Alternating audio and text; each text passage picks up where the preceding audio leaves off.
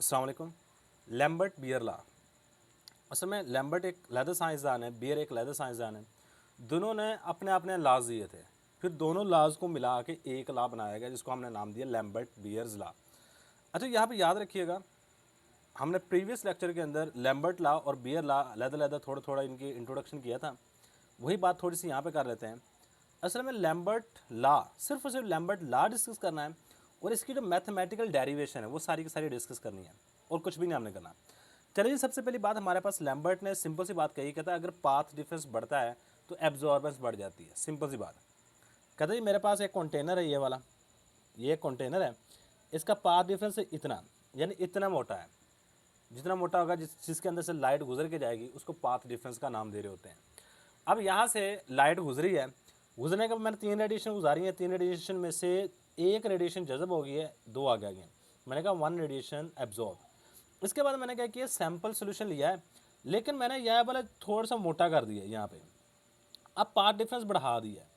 Path difference क्या किया मैंने यहाँ पे, बढ़ा दिया है। अब जैसे ही पाथ डिफरेंस मैंने बढ़ाया है तो यहाँ से गुजारी मैंने 3 रेडिएशन है, लेकिन आगे से 1 रेडिएशन निकली है, मतलब 2 रेडिएशन यहाँ पे एब्जॉर्ब हो गई हैं। मतलब अगर पाथ डिफरेंस बढ़ाता हूँ तो रेडिएशन की जो एब्जॉर्बेंस है वो बढ़ जाती है। सिंपल सी बात है। इसका मैं एक सिंपल सी एग्जांपल देता हूँ। आपने एक टिश्यू ले लो, सिर्फ एक टिश्यू लेना है, उसको ना सूरज के सामने रख के देखिएगा, आप देखोगे उसमें से लाइट आसपास हो रही है। इसके बाद करोगे 5-7 टिश्यू ले लो, 5 या 7, सारों को इकट्ठा करो। इकट्ठा रखने के बाद में देखो, आपको बमुश्किल ही सूरज उसमें से लाइट पास होते हुए नजर आए। सही है। अमूमन क्या होता है, लाइट नज़र नहीं आएगी। अब हुआ क्या, जब एक टिश्यू था उसमें से कुछ लाइट टिश्यू ने रोक ली, लेकिन मैक्सिमम लाइट उसके अंदर से गुजर गई। जैसे ही मैंने 5 या 7 टिश्यू रखे तो क्या हुआ कि लाइट सारी की सारी टिश्यूज़ नहीं एब्जॉर्ब कर ली, ये ट्रांसमिट कर दी। अब 4-5 रखने की वजह से हमारे पास क्या हुआ, उसकी लेंथ थोड़ी सी मोटी होगी। यानी ये जो यहाँ पे हम बात कर रहे हैं पाथ डिफरेंस की या पाथ लेंथ की, जो पाथ लेंथ है वो थोड़ी सी मोटी होगी, बड़ी होगी। जैसे पाथ लेंथ बड़ी हुई, एब्जॉर्बेंस ज़्यादा हो गई है, रेडिएशन आप तक पहुँची नहीं है। क्या हुआ, एब्जॉर्बेंस ज़्यादा हुई, रेडिएशन आप तक नहीं पहुँची। अब यही साइंसदान ने कहा है जी, एब्जॉर्बेंस जो है, जो रेडिएशन का इजाब है, जज़ब होना है, वो आपके पाथ डिफरेंस के डायरेक्टली प्रोपोर्शनल है। मतलब A is directly proportional to X कह लो या बी कह लो या एल कह लो। ये मुख्तलिफ बुक्स के अंदर किसी में एक्स लिखा हुआ है, किसी में बी लिखा हुआ है, किसी में एल लिखा हुआ है, इसमें कोई फ़र्क नहीं पड़ता। सही, मैं आगे जो लेके चलूँगा वो सिर्फ और सिर्फ एक्स को लेके चलूँगा। एक्स है हमारे पास पाथ डिफरेंस। क्या है, पाथ डिफरेंस। भाई ये सिंपल सी बात याद रखिएगा, यही इस साइंसदान के मेन अजम्पशन थी या मेन उसकी थीम था कि एब्जॉर्बेंस उतनी ज़्यादा होगी जितना पाथ डिफरेंस ज़्यादा होगा। चलो जी, अब बात आ जाती है मैथमेटिकली। हेडिंग दे दो, मैथमेटिकली। मैथमेटिकली कि हम इसको मैथमेटिकली किस तरह प्रूव कर सकते हैं। मैं कहता हूँ जी, मेरे पास ना एक सैम्पल सोल्यूशन है, ये वाला मैं यहाँ पे इस तरह बना रहा हूँ। ये इसके अंदर मैंने कोई सैम्पल सोल्यूशन लिया हुआ है। अब ये कोई भी चीज़ हो सकती है। मैंने ग्लूकोज को डिज़ोल्व करके पानी के अंदर यहाँ पर रख लिया है। अब होता क्या है कि मैंने यहाँ से लाइट गुजारी है, यहाँ से रेडिएशंस कुछ गुजार रहा हूँ। मैंने सपोज करता हूँ यहाँ पे ये 5 रेडिएशंस गुजारी हैं, लेकिन आगे हमारे पास सिर्फ और सिर्फ 2 रेडिएशन आई हैं। ये शुरू में जो मैं रेडिएशन गुजार रहा हूँ मैं इसको रिप्रेजेंट करूँगा आई नॉट से, और यहाँ पे जो रेडिएशन आ रही है इसको मैं रिप्रेजेंट करूँगा आई से। किसे रिप्रेजेंट करूँगा, आई से। ये हमारे पास इंटेंसिटी ऑफ रेडिएशन है बिफोर पासिंग द सैंपल। ये हमारे पास क्या है, सैंपल है। सैंपल में से गुजरने से पहले जो रेडिएशन हम इस्तेमाल कर रहे थे उसकी इंटेंसिटी आई नॉट है, और रेडिएशन सैंपल में से गुजरने के बाद कुछ ना कुछ यहाँ पे जज़ब हो जाएंगी और कुछ आगे आएंगी, और जो आगे आ रही हैं उसको हमने सपोज कर ली आई है। हम ये तो नहीं कह सकते ना 5 रेडिएशन गुजरी हैं आगे 2 आई हैं। जरूरी नहीं बेशक 5000 गुजरी हो आगे 2000 आई हो, बेशक 5000 गुजरी हो आगे 1000 आई हो। सही, ये हम कंफर्म नहीं कह सकते कि कितनी गुजरी है कितनी, लेकिन हम सपोज कर सकते हैं कि सपोज किया शुरू में हमने रेडिएशन इतनी इंटेंसिटी की इस्तेमाल की और लास्ट में हमारे पास इतनी इंटेंसिटी की बाहर आई हैं। इसको हम डिटेक्टर के थ्रू डिटेक्ट कर लेते हैं। और यही 2 बातें मैं यहाँ पे लिख लेता हूँ। पहले पहले ये 2 बातें यहाँ पे लिख लो। सपोज फर्ज कर लो, suppose the intensity of radiation, the intensity of radiation, जो रेडिएशन की इंटेंसिटी होती है before passing is I naught. ये हमारे पास क्या है, आई नोट है। और आफ्टर पासिंग यानी कि सैंपल में से पास होने के बाद जो है वो है आई है। The intensity of radiation, the intensity of radiations, जो रेडिएशंस की इंटेंसिटी है आफ्टर पासिंग, गुजरने के बाद, इज आई। और यहाँ से देखो, यहाँ से लेके यहाँ तक का जो फासला है ना, इसको मैं सपोज कर रहा हूँ ये है हमारे पास x।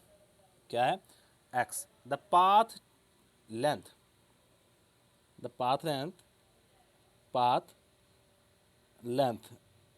इज x, इसको सपोज कर लीजिए हमारे पास x है। अब देखो आपकी ना रेडिएशन ज़रूरी नहीं है सारी की सारी सडनली ये जो तीन आपके यहाँ पे एब्जॉर्ब हुई, तीनों की तीनों यहीं पे एब्जॉर्ब हो गए, नहीं ऐसा नहीं होता। देखो मैं कहता हूँ जी इस पूरे पाथ इतने हिस्से को ना मैं मुख्तलिफ छोटे छोटे पार्ट्स के अंदर डिवाइड करने लगा हूँ। ज़रा गौर कीजिएगा, मैं इसको एक पार्ट, 2, 3, 4, 5, 6, 7, 8, 9, 10, 11, 12, 13 पार्ट्स के अंदर डिवाइड कर लिए, सारे के सारे इक्वल पार्ट्स हैं। अब मैं यहाँ से जैसे रेडिएशन गुजारता हूँ, मैं सपोज करता हूँ यहाँ से मैंने 100 रेडिएशन गुजारी। कितनी रेडिएशन गुजारी, 100 रेडिएशन गुजारी। यहाँ से जब इतने हिस्से में से गुजर के आपकी रेडिएशन यहाँ पे आएगी, मैं सपोज करता हूँ यहाँ पे 5 रेडिएशन एब्जॉर्ब हो गई, यहाँ पे कितनी आ रही है 95, यहाँ पे कितनी आएगी 90, यहाँ पे कितनी आएगी 85, यहाँ पे कितनी आएगी 80। यानी 5 रेडिएशन जैसे एक पार्ट में से गुजरती है एब्जॉर्ब हो जाती है। यानी कि आपके सारी की सारी रेडिएशन एक जगह पे आके एब्जॉर्ब नहीं होती, ये बात सबसे इंपॉर्टेंट है। कुछ रेडिएशन यहाँ पे जैसे होगी, कुछ रेडिएशन इतने पार्ट में होगी, कुछ इतने में, कुछ यहाँ पे, कुछ यहाँ पे, कुछ यहाँ पे। यानी जिस तरह रेडिएशन अंदर से गुजरती जाएंगी उसी तरह यहाँ पे एब्जॉर्बेंस होती जाएगी। सही है। जहाँ पे आई तो हमारे पास क्या हुआ 75 रहेगी, यहाँ पे आई तो हमारे पास 70, यहाँ पे 65, यहाँ पे हमारे पास 60 रह जाएंगी। और यहाँ पे जब बाहर आई हैं तो इनकी मैं सपोज कर लेता हूँ इंटेंसिटी 40 है। ये 40 रेडिएशन यहाँ से बाहर आई। मतलब जिस तरह इस सैंपल के अंदर से गुजरती है इनकी इंटेंसिटी ऐसा ऐसा ऐसा ऐसा डिक्रीज होती रहती है।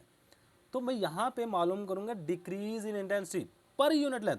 अब ये जो इतनी की लेंथ है ना, ये जो लेंथ है इसको मैं रिप्रेजेंट करूँगा यहाँ पे dx से। किसे, dx। याद रखिएगा। अब इतनी लेंथ में कितनी रेडिएशन डिक्रीज आई है, कितनी रेडिएशन में डिक्रीमेंट आया है, इसको हम रिप्रेजेंट करते हैं, कहते हैं जी minus D I decrement in intensity over D X per unit length. ये डायरेक्टली प्रोपोर्शनल होती है इंटेंसिटी के। भैया सिंपल सी बात याद है, अगर यहाँ से आपने स्टार्ट कर लिया, बाकी बात है सिंपल सी। जिन्होंने मैथ की हुई है फर्स्ट ईयर सेकेंड ईयर में या बेसिक लेवल में, आपने इंटीग्रेशन डेरिवेशन की हुई है ना, आपके लिए काम ईजी है। और जिन्होंने बायो रखी हुई मेरी तरह, सही है, शायद मैं कहीं पर थोड़ी बहुत गलती कर जाऊँ मैथ के हवाले से, लेकिन कोशिश करूँगा कि ये समझा जाऊँ। तो एक फार्मूला इसमें इस्तेमाल होना है, थोड़ी बहुत आती है क्योंकि हमारी बेसिक लेवल में मैथ वो बायो थी, तो मैं इतने डीपली नहीं इसको एक्सप्लेन कर सकता जितने मैथ वाले कर सकते हैं। सो कोशिश करूँगा कि ये अच्छे तरीके से समझ आ जाए। चलो आपने ना यहाँ तक अगर यहाँ तक कर रही है ना, आगे वाली टेंशन नहीं है, आगे बात ही सिंपल सी, एक फार्मूला मैथ का लगना है, आगे सारी की सारी डेरिवेशन आपने कर लेनी है। चलो अब देखें, डायरेक्टली प्रोपोर्शन को जब इक्वलिटी में चेंज करते हैं आपको क्या करना पड़ता है, यहाँ पे कोई ना कोई कांस्टेंट लगाना पड़ता है। ये हमारे पास बन जाएगा D I over D X is equal to K I. अब देखो आई आई वाली चीज़ें ना एक साइड पे ले जाओ, ये बन जाएगा D I over I, sorry यहाँ पे माइनस। अच्छा माइनस साइन क्यों यूज़ किया मैंने, कोई पूछ ले यहाँ पे माइनस क्यों यूज़ कर। देखो हर एक जैसे ही इसमें से गुजरती जाती है तो इंटेंसिटी ऐसा ऐसा डिक्रीज होती जाती है। देखो इंटेंसिटी यहाँ 5 रेडिएशन एब्जॉर्ब हो रही है, 95, 85, 75, 65, यानी कि इंटेंसिटी ऐसा ऐसा ऐसा क्या होती जा रही है, डिक्रीज होती जा रही है। अब जहाँ पे भी काम डिक्रीज होना, वहाँ पे हम हमेशा जो साइन इस्तेमाल कर रहे होते हैं वो नेगेटिव होता है। वो कौन सा साइन होता है, वो नेगेटिव साइन होता है, इसलिए मैं यहाँ पे नेगेटिव साइन यूज़ कर रहा हूँ। और यहाँ पे भी मैं यहाँ पे ले आता हूँ के आई, यहाँ पे माइनस साइन, सही है, मैं माइनस साइन लगा रहा हूँ। अब मैं दोनों तरफ ना इंटीग्रेट करने लगा, by integrating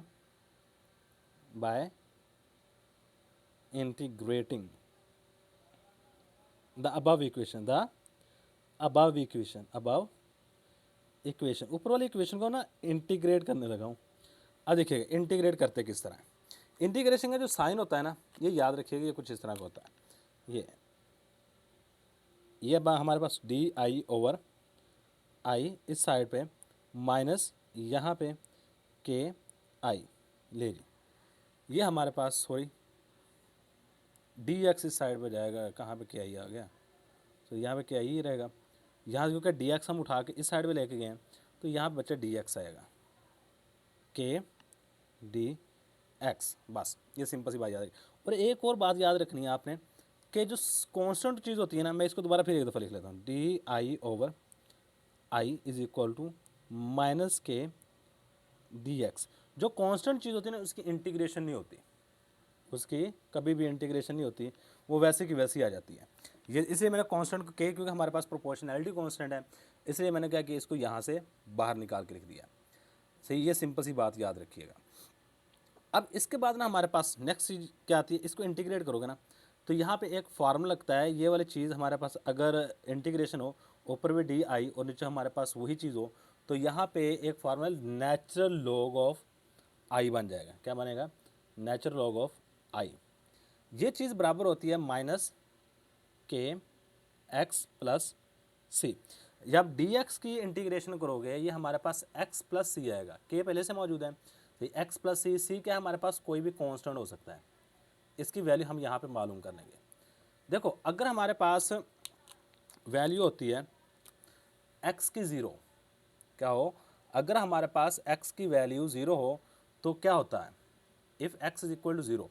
x is equal to zero का मतलब क्या है, पहले वो समझिएगा। एक्स का मतलब ये है कि आपका पाथ डिफरेंस ज़ीरो है।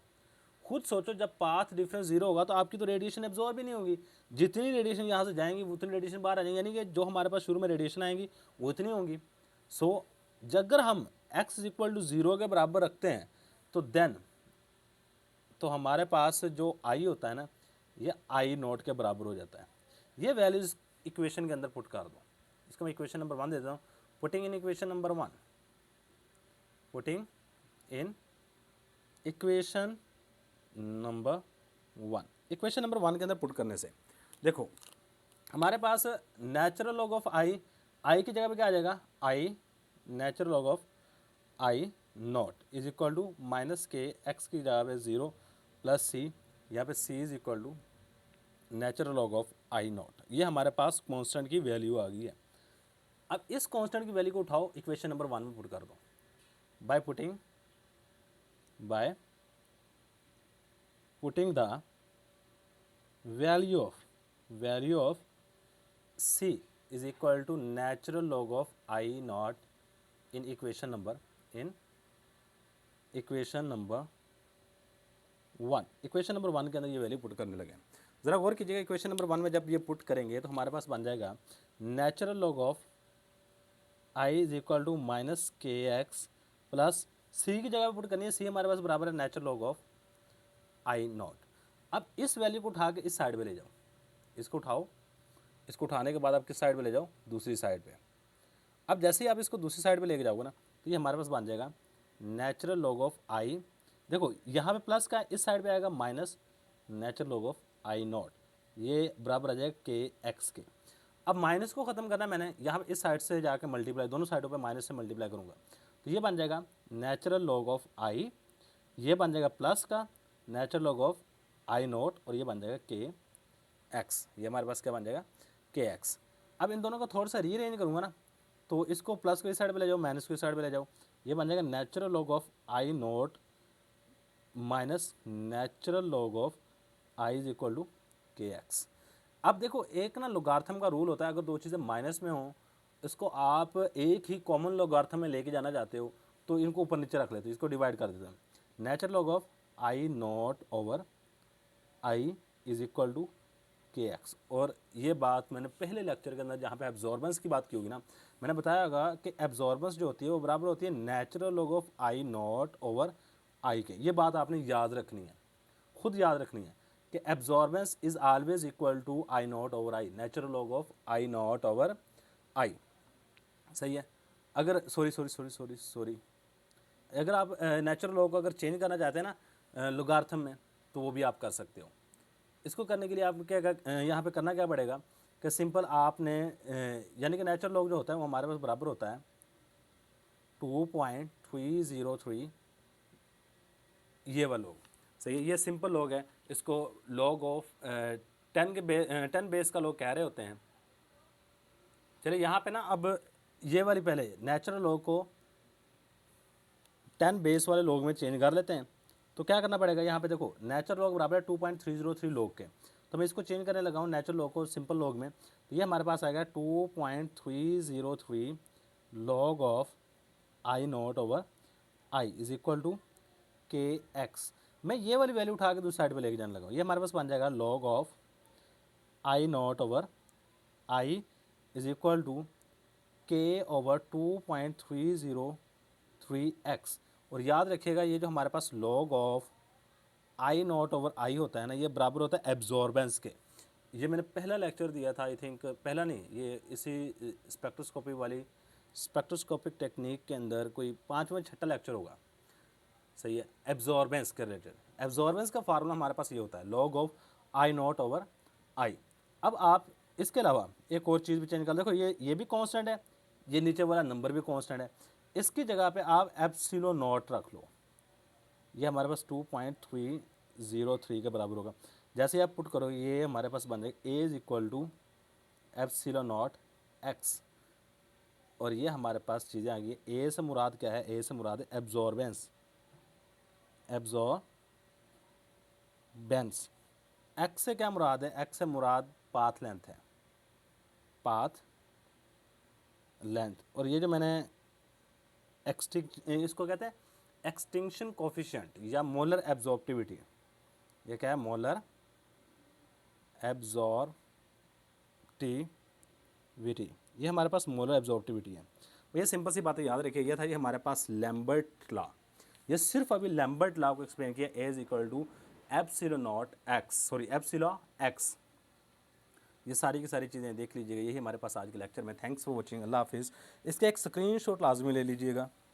इसके बाद हम इंशाल्लाह नेक्स्ट वीडियो में डिस्कस करेंगे बियर्स लॉ।